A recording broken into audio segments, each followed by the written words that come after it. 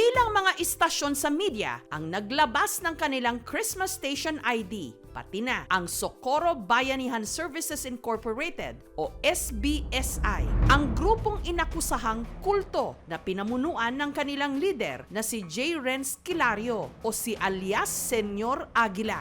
Pero magiging merry pa kaya ang kanilang Pasko gayong sa linggong ito? You have the right to remain silent. Si Senyor Aguila kasama ang 12 pa nilang mga opisyal at miyembro inaresto na ng NBI matapos maglabas ng warrant of arrest sa kanila ang isang korte sa Surigao del Norte dahil sa kasong qualified trafficking in persons. Medyo naapektuhan kasi hindi naman totoo lahat ng paratang.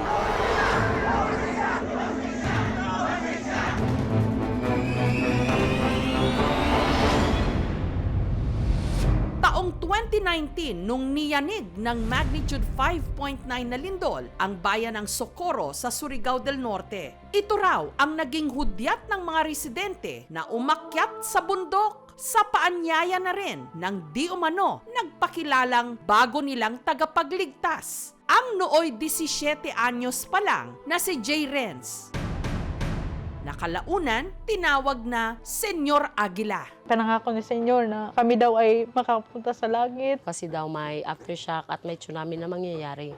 Pero sa pamumuhay nila sa bundok, ang mga bata di umano sa pilitang pinagtrabaho. Si nanay sa military training.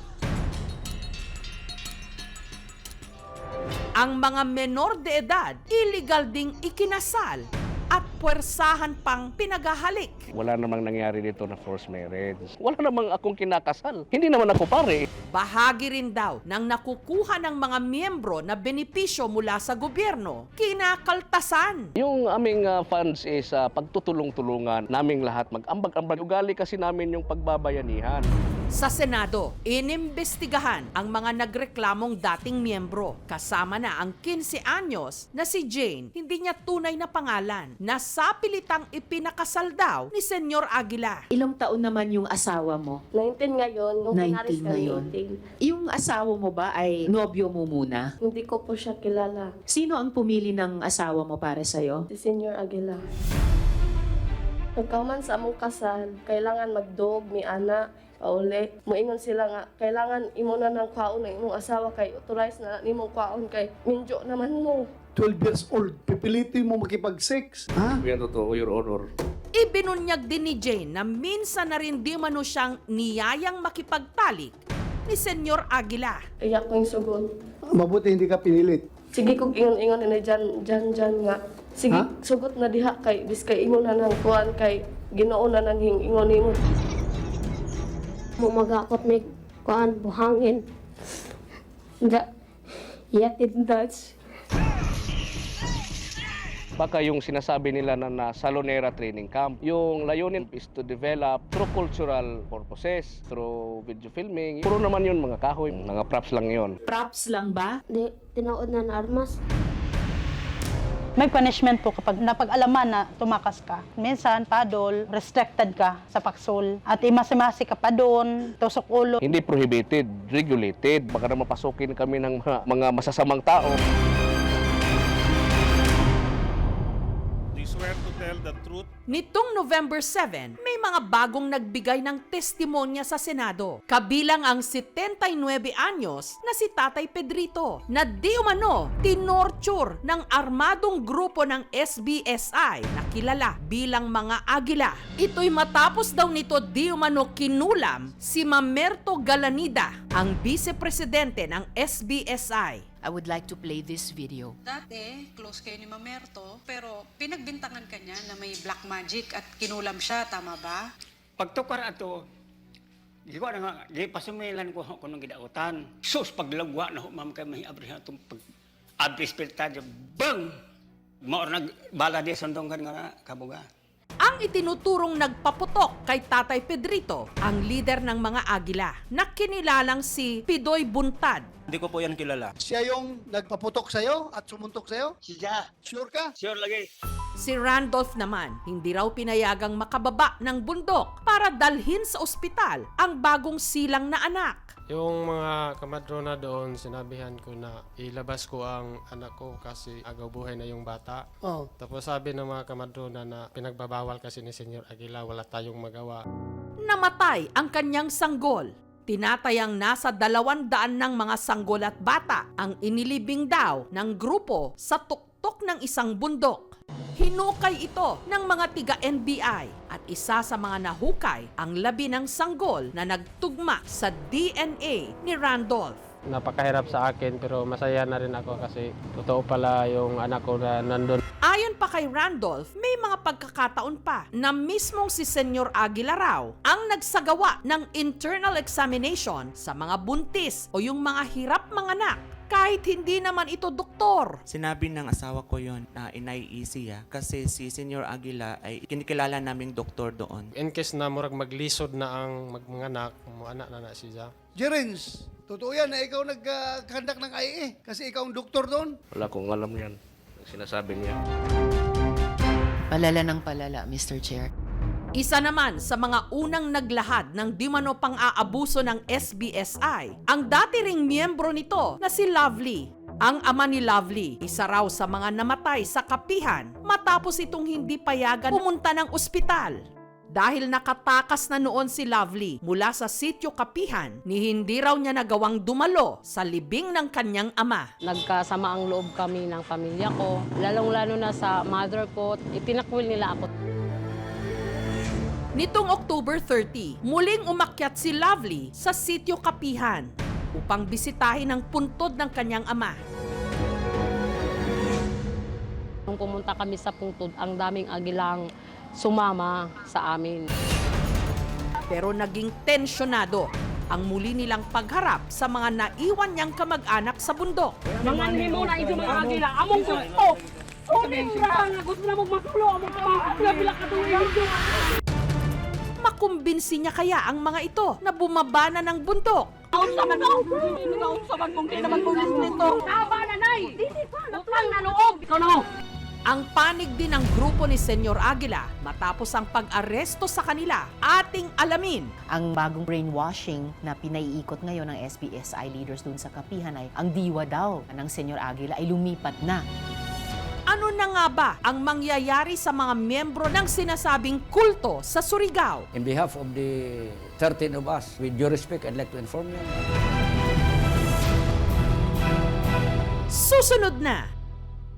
Ang ama ng dating miyembro ng SBSI na si Lovely, ipinagbawal daw ni Senyor Aguila na dalhin sa ospital. Dahil hindi na raw masikmura ni Lovely ang pamamalakad sa bundok, tumakas siya. Kaya hindi na raw niya nakita pati ang mga huling sandali ng kanyang ama hanggang sa nailibing ito.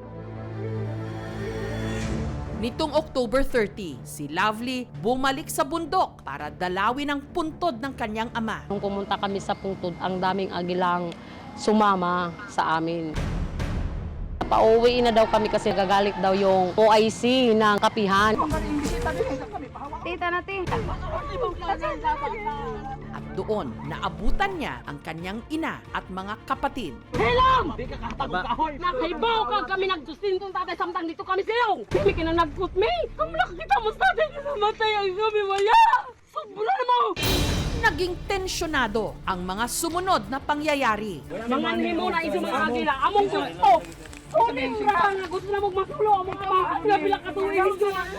Kinsa may nao, diniya! Kinsa may nao! Taba na, Nay! Utang na loob! Ikaw na mo! Kami yung parang tinanggalan ng karapatan na makita yung ama namin na namatay. For how many years kaming pamilya, buo, masaya, nawasak lang doon sa maling paniniwala. Helam! Kinsa may nao, diniya! Taba na, Nay! Ikaw na mo!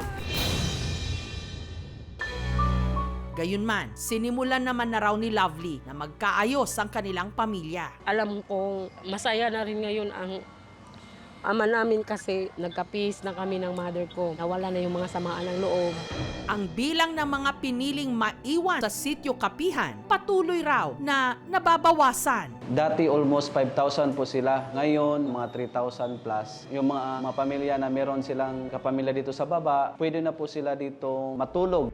Isa sa mga piniling iwan na ang buhay sa bundok, ang pamilya ni Ivy. Kinailangan ko po umalis ng madaling araw kasi po pag nakikita ako doon na umalis, kakausapin nila ako tapos iiyakan na wag nang umalis.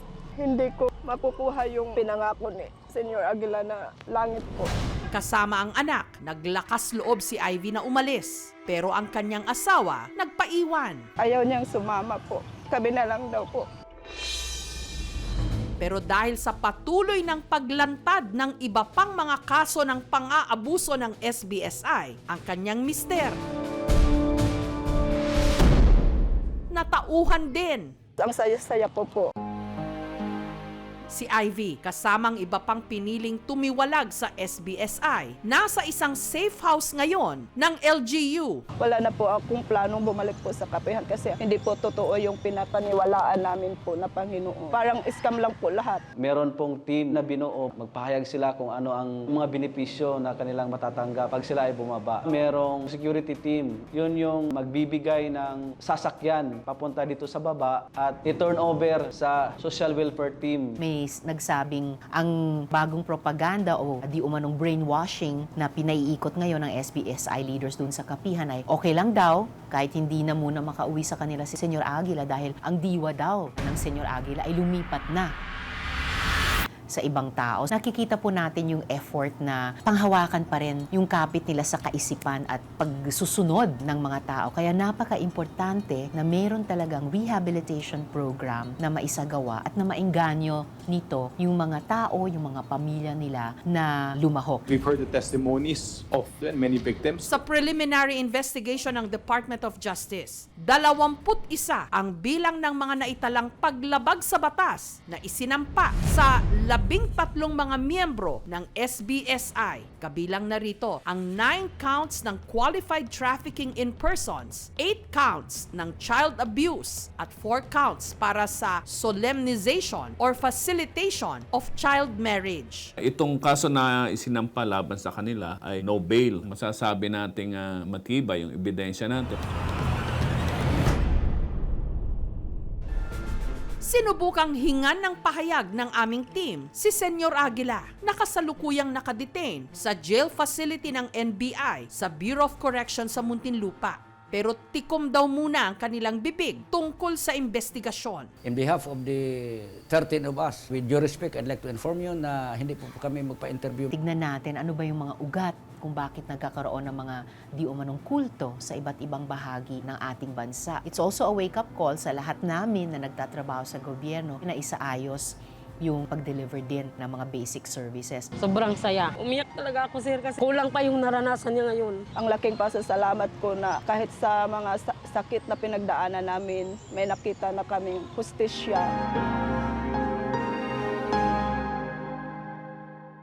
Thank you so much mga kapuso. Kung nagustuhan niyo po ang videong ito, subscribe na sa GMA Public Affairs YouTube channel. Don't forget to hit the bell button for our latest updates.